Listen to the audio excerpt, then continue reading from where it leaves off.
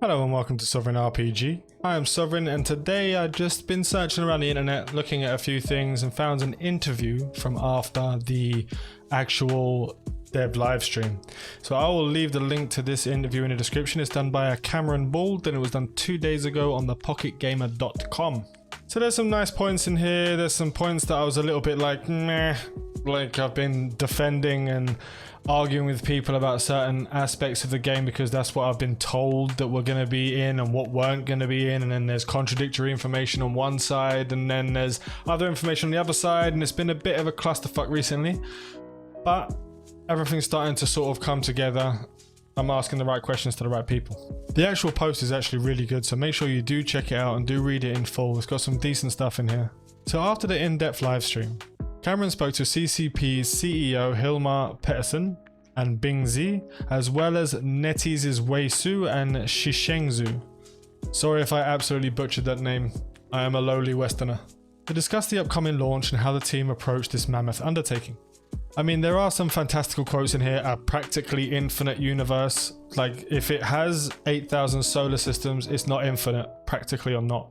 But that's just nitpicking. There was actually a quote, which I found quite funny. It's nice that other games have been warming up the market for us. Now, I don't know if that's like a little slide jab at SG, at Second Galaxy, and several other games that have been coming out over the past couple of years, but they really have made a group of players excited for the sci-fi sandbox genre of games. Even though I believe Second Galaxy to be a pile of dog shit and money-grabbing bullshit game, personally, I can see why others might enjoy it. But I can also see how Echoes will be better. But recently we've been having some ups and downs on certain information that's been given to us and certain information that's been taken away. But I'm still firmly aboard the hype train for now, unless I start finding out some more stuff. So they go on to talk about many challenges that present themselves when attempting a project such as Eve Echoes.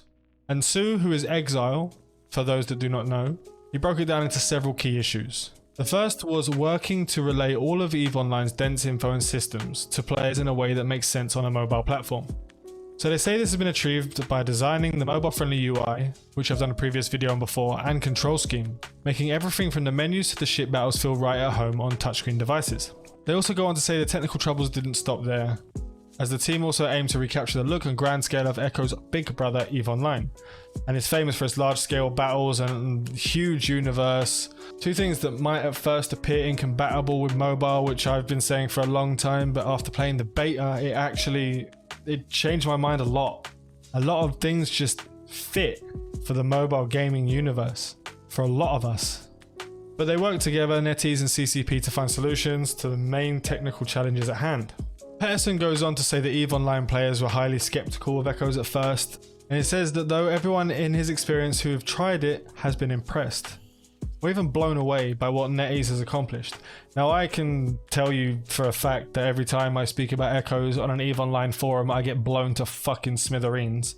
But there are people who are changing their mind about the game itself. But as a general rule of thumb, PC players hate mobile games. As a general rule of thumb. I'm sure there are many EVE Online players who are really looking forward to the EVE Echoes game, me being one of them. I would say that a majority of EVE Online players didn't like EVE Echoes for the main fact that it could draw away from EVE Online and could have the opposite effect of what they're trying to do. There is also a confirmation here that NetEase are avoiding forced tutorials, which is good for those old school gamers who don't like to be forced into a certain direction. They can just jump in a ship and piss off into the universe. Echoes is also grabbing some major popular mobile game mechanics, but wisely adapts them to suit the EVE experience. The main example will be the offline autopilot mode for long distance travel. There's people that love it, people that hate it. I don't mind it. It's content. I can kill people. I don't care. Offline all you want, boys. This is where we get to the interesting stuff when they get to monetization and recommended devices. The monetization has been a tricky topic for the streams, as it says in the actual post. Based on player feedback, decision was made to adopt a similar system to EVE Online, which of course would be the only way you could do it without becoming a cash grab. There are multiple premium subscription tiers, and they say that it's similar to EVE Online, but that's not correct because there's only one subscription tier in EVE Online, which is Omega. You either have a subscription or you don't have a subscription, so that's incorrect in this. But EVE Echoes does have multiple subscription tiers, so they have the tier 1 and tier 2. and they both include the free-to-play option. And it says Echo's Omega subscription will be priced similarly to EVE Online's. There will also be a cheaper version available at launch, which is obviously the $5 and the $15 that we've talked about previously.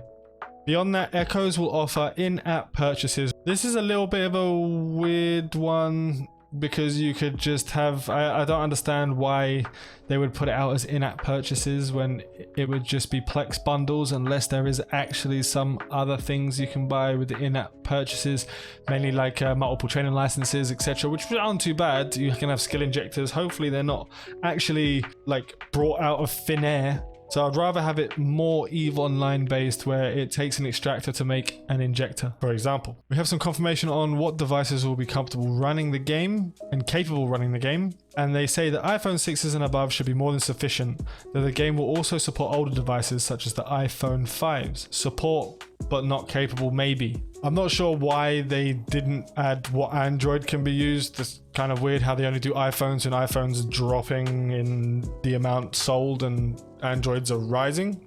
Confusing, but okay. And it says the Echoes will feature multiple graphic settings, allowing you to tinker with texture quality and resolution, so we can change the resolution. This is a fucking godsend for me. Like, this is one major thing that I wanted. And NetEase hopes to make the game increasingly stable on lower spec devices as it continues to optimize the experience post-launch. So there's actually a pre-registration campaign with milestone rewards that is currently in the works and soon to be unveiled, which will be quite interesting because we've already hit over 1 million pre-registrations. So unless they start it at 1 million, they're already giving us a load of shit. So that'll be quite nice. Also, that some regions will not be included in the August launch. So Europe and North America will not be among them. So Europe and North America will be among those. That's basically probably saying that my main guess would be that the global server will launch for everyone else in August, and after it's set and done and sorted, then the Chinese server will launch. That is my guess. I don't believe that there will be regions cut off on the global server. So now we get to some Yangjung faction content. EVE Online crossover content. EVE Online crossover content. I have been told for fucking months that they will not cross over at all. They are separate entities. Now just wait. Now we'll get into the Yangjung faction first before I get into my anger. They wanted to bring sort of Chinese culture into EVE Online, and the way to do that was through the Yangjung, which is a really Chinese-based oriented faction. But Su has been credited, Su as in Exile has been credited having helped CCP achieve the goal by finally tapping into the culture and developing the ancient civilization. So it wasn't already there, a lot of it's been developed in EVE Echoes. So it was a really tiny part of EVE Online's lore. There's only really small amounts of information, so a lot of the lore of this new faction actually has been made by the developers of EVE Echoes. And the faction values balance, appreciates the harmony of a collective, respects history, and strives to become one with heaven. The distinctive ships are made of bronze-like metal with smooth surfaces and stylish symmetrical designs, even though the first ship that was shown was half a fucking ship. There was nothing symmetrical about it whatsoever. It was literally as asymmetrical as you can get because it's only half a ship. So I don't understand that point either, but maybe they're just talking about the one that was unveiled uncloaking because that looked pretty symmetrical, but I mean, the ship they really showed was in half. It is also said that a story will be revealed over time, and it will start with you spotting one of the faction ships and the discovery of mysterious blueprints.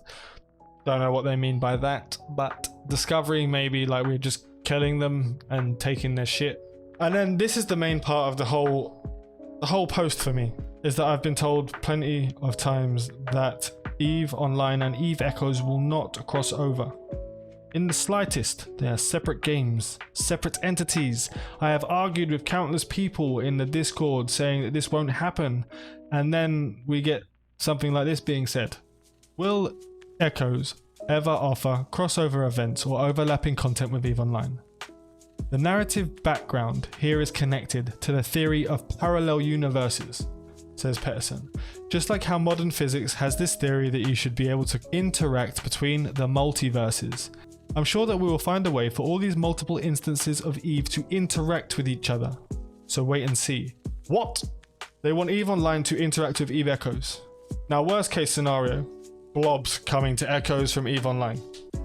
I don't think that will happen. But it's not pointed out. It's not ruled out in this sentence. Interaction between multons, this could just be marketing bullshittery. Everyone knows how marketing works. They can say certain amounts of things and get away with it by not actually fully lying. We all know how this works. What do you think the interactions will be? Will it just be events crossing over, as in like in EVE Online you have to kill a certain amount of ships, and in EVE Echoes you have to kill a certain amount of ships, and the one who kills a certain wins a prize? Or will they be able to interact where Echoes players flying over and blah blah blah? I don't think that'd be possible, because I mean, logistically speaking, that'd be a fucking nightmare. And also, just at the end, it's confirmed that August 13th will be the launch date. And that's all we have today. There's a lot of information there. I apologize for rambling on certain aspects, but I've just, you have to understand, I've had a certain amount of information given to me, and sometimes it just gets flipped, turned upside down on its head. Make sure to check out the original post over on PocketGamer.com. I will leave the link in the description. Remember to like and sub for all of your EVE Echoes news and announcements. Fly safe.